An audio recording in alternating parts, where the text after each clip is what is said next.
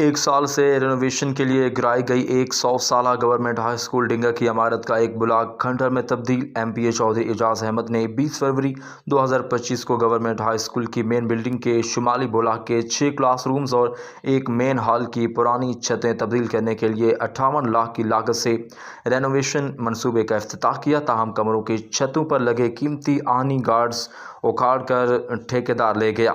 सिर्फ 2 कमरों की छत बनाने के बाद 3 क्लासरूम्स और एक मेन हॉल की छतें उतारने के बाद 1 साल से दोबारा नहीं तामीर की गई।